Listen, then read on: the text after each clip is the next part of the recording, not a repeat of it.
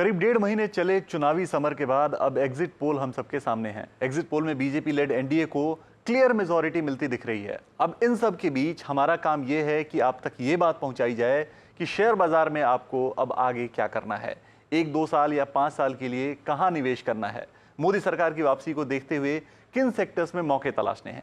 ये सारी बातें समझने के लिए आज हमारे साथ एक खास मेहमान है। हमारे साथ है मनीष डांगी, जो फाउंडर हैं macro mosaic investing and research के।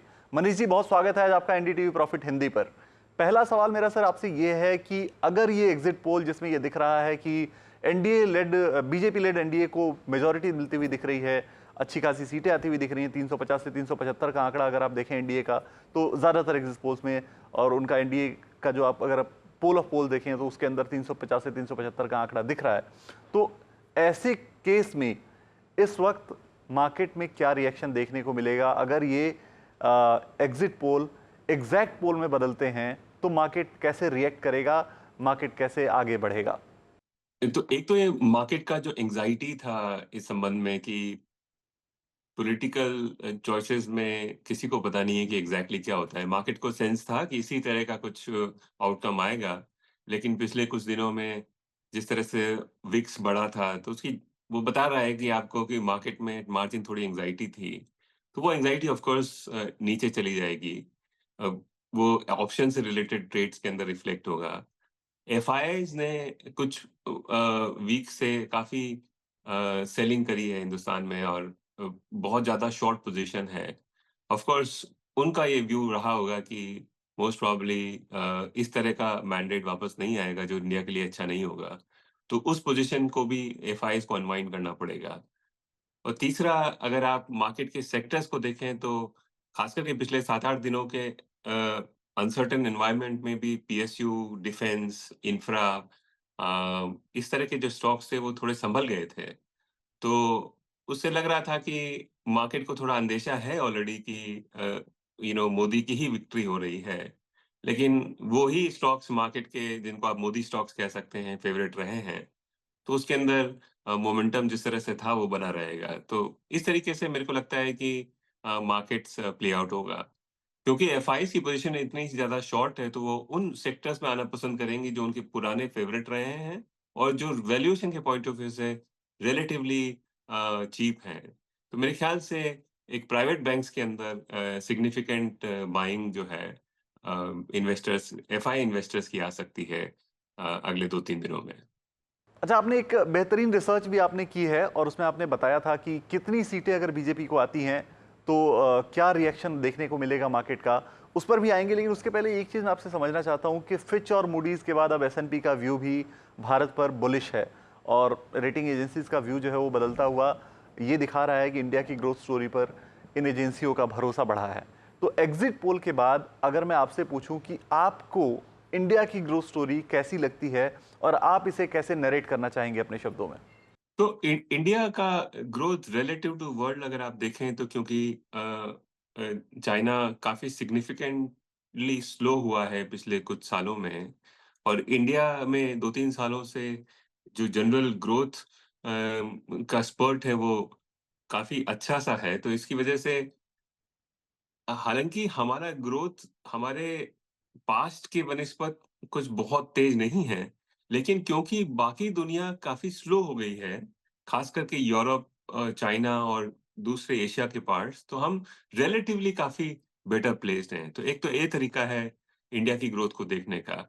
अच्छा, ग्रोथ में भी 2 पार्ट होते हैं, आप कंज़म्पशन होता है और कैपेक्स होता है, और इन्वेस्टमेंट आप मान सकते हैं उसको। तो कंज़म्पशन जो है इंडिया का पिछले कुछ सालों से, 1.5-2 सालों से काफ़ी वीक सा रहा है, और इनफैक्ट पिछले 6-8 महीनों में सरप्राइजिंगली वीक है।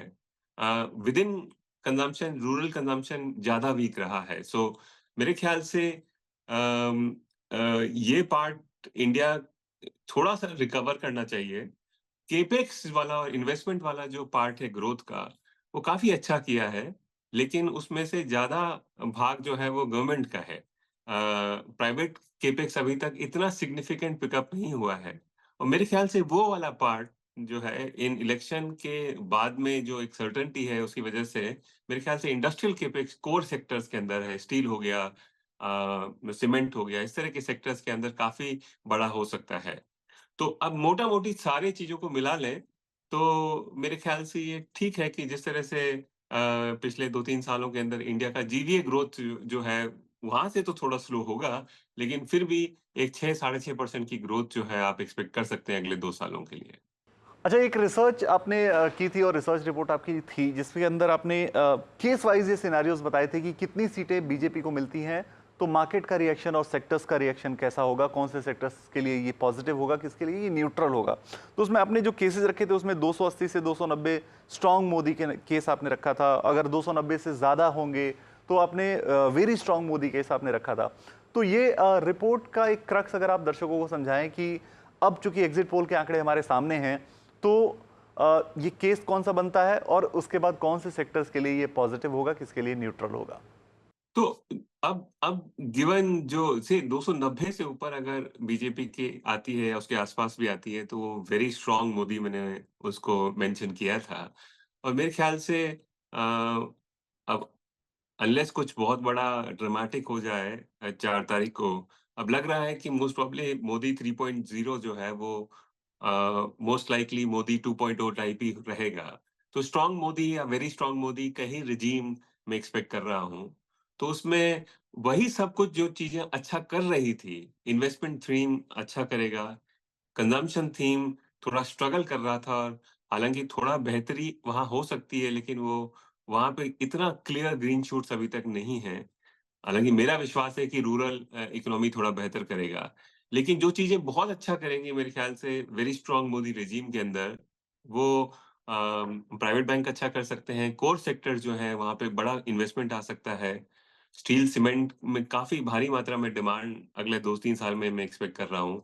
तो वो एक सेक्टर्स अच्छा कर सकते हैं। और जो जो मोदी के जो फेवरेट सॉर्ट ऑफ सेक्टर्स आप जिनको आप समझें, जिनके ऊपर काफ़ी नज़ पुश रहा है, वो मैन्युफैक्चरिंग रिलेटेड है और ख़ास करके डिफेंस रिलेटेड है। तो वो बिज़नेसेस अगले 5 साल के अंदर आई थिंक ये गवर्नमेंट का सारा प्रयत्न रहेगा कि वो इम्प्रूव करें और वो बेहतर करें। तो मेरे ख़्याल से वो वाले सेक्टर्स भी अच्छा कर सकते हैं। मार्केट में एक कंसर्न पिछले काफ़ी दिनों से लगातार ये दिखाया जा रहा है वैल्यूएशन का, कि वैल्यूएशन अब काफ़ी महंगे हो गए हैं। पीएसयूज़ की बात करें तो पीएसयूज़ काफ़ी महंगे हो गए हैं। अब जो है वो पी रेशियो लोग दिखाकर ये कहते हैं कि शेयर ये काफ़ी महंगा हो गया है, इससे दूर रहना चाहिए। आप इस वक्त वैल्यूएशन के कंसर्न को कितना वैलिड मानते हैं, या अब आपको ऐसा लगता है कि चूंकि अब गवर्नमेंट की भी कंटिन्यूटी की बात हो रही है, एग्जिट पोल ये दिखा रहे हैं, तो क्या आपको लगता है कि अब ये री रेटिंग का मामला है और हमें वैल्यूएशन की चिंता छोड़ देनी चाहिए। मेरे ख्याल से इन्वेस्टर्स को जनरली अनलेस उनकी पोजीशन शॉर्ट हैं, तो उसको मैनेज करना बहुत ज़रूरी है। बाकी बेहतर ये होगा कि वो वैल्यूएशन के पैरामीटर को हमेशा मद्देनज़र रखें। महँगा मार्केट हमेशा आपको बुरे रिटर्न ही देगा। तो क्योंकि मार्केट के कुछ पार्ट्स बहुत महँगे हैं, कुछ पार्ट महँगे हैं, मार्केट एग्रीगेट टर्म्स के अंदर बहुत ज़्यादा महँगा नहीं है। तो अगर आप उन पर्टिकुलर सेक्टर्स को, जैसे कि आपने पीएसयू का मेंशन किया, वो काफ़ी महँगे हो गए हैं और मैं मेरे ख़्याल से वहाँ पे आपको केयरफुल रहना चाहिए। इसलिए वैल्यूएशन को हमेशा मद्देनज़र रख कर के ही आपको डायल इन करना चाहिए अपने इन्वेस्टमेंट्स को मार्केट्स के अंदर। और महँगे पार्ट्स ऑफ मार्केट को, कुछ स्मॉल कैप्स हैं, पीएसयू हैं, मैन्युफैक्चरिंग लेड जो कुछ स्टॉक्स हैं, वो काफ़ी महँगे हैं और वहाँ पे आई थिंक लोगों को केयरफुल रहना चाहिए। एक आखिरी सवाल मार्केट के सोमवार के ट्रेडिंग को लेकर, कि सोमवार को मार्केट में ट्रेडर्स और इन्वेस्टर्स क्या करें, क्योंकि ये भी प्रोबेबिलिटी हो सकती है कि मार्केट गैप अप खुलें। तो आप एक तो ओपनिंग कैसी देखते हैं मंडे की, और मार्केट में मंडे को इन्वेस्टर्स को, ट्रेडर्स को क्या करना चाहिए। नहीं, तो अगर मैं शॉर्ट होता, तो अनफॉर्च्यूनेटली शॉर्ट मार्केट्स में, और मैं आउटराइटली अगर शॉर्ट हूँ, तो मेरे पास में कोई ऑप्शन नहीं है बट टू रिकवर करने का उस पोज़ीशंस को। तो मैं व्रैप करता पूरा दिन भर में अ, वॉल्यूम एडजस्टेड प्राइस के ऊपर मैं पूरा मार्केट्स को अपनी पोज़ीशंस को अनवाइंड करने की कोशिश करता, अगर वो मार्केट लेवल पे शॉर्ट है तो। अगर मैं न्यूट्रल पोज़ीशन में हूँ, तो मैं वो सुबह कुछ भी ट्रेड नहीं करूँगा।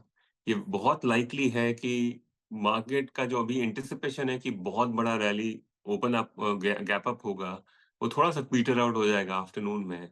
उस वक़्त मैं उन सेक्टर्स में कोशिश करूँगा लेने का जो शायद एफआईआईज़ लेंगी। मैं ट्रेडर के माइंडसेट से बोल रहा हूँ। और FI most probably private sector banks लेंगी, तो उस बास्केट को मैं लेने की कोशिश करूंगा। पीएसयू, डिफेंस, मैन्युफैक्चरिंग, इसके अंदर क्योंकि इतना इलिक्विड मार्केट है कि वहां पे कुछ भी हो सकता है, तो उनको मैं अवॉइड करने की कोशिश करूंगा। तो बेसिकली एज अ ट्रेडर मैं कल इस तरह से ऑपरेट करूंगा। अगर मैं इन्वेस्टर हूं तो अगला 7 दिन मैं कंप्लीटली शट डाउन करके रखूंगा कि मेरे को एक्सेस नहीं करना है, क्योंकि मार्केट में इतनी ज्यादा वॉल रहने वाली है। क्योंकि कई सारा रिएक्शन जो इन्वेस्ट ट्रेडर्स का वो इस तरह से रहेगा कि आपको लेने के लिए एक्चुअली बहुत माल ढंग से नहीं मिल पाएगा। तो मेरे ख्याल से आपको 5-7 दिन रुकना चाहिए, मार्केट को सेटल होने दें, उसके बाद में आपको ये व्यू लेना चाहिए कि क्या करना है। बहुत शुक्रिया मनीष सर, आपने आज समय निकाला और बहुत डिटेल में आपने सारी चीज़ें बताई कि इस वक्त मार्केट कैसे रिएक्ट करेगा एग्जिट पोल के बाद, और मार्केट में आगे क्या करना चाहिए, कौन से सेक्टर्स पर फोकस करना चाहिए। मोदी सरकार तीसरी बार वापस आ रही है तो क्या करें, अगर ये एग्जिट पोल जो है एग्जैक्ट पोल में बदलते हैं तो फिर आपकी मार्केट स्ट्रेटजी क्या होनी चाहिए। बहुत शुक्रिया आज आपने एनडीटीवी प्रॉफिट हिंदी के लिए समय निकाला।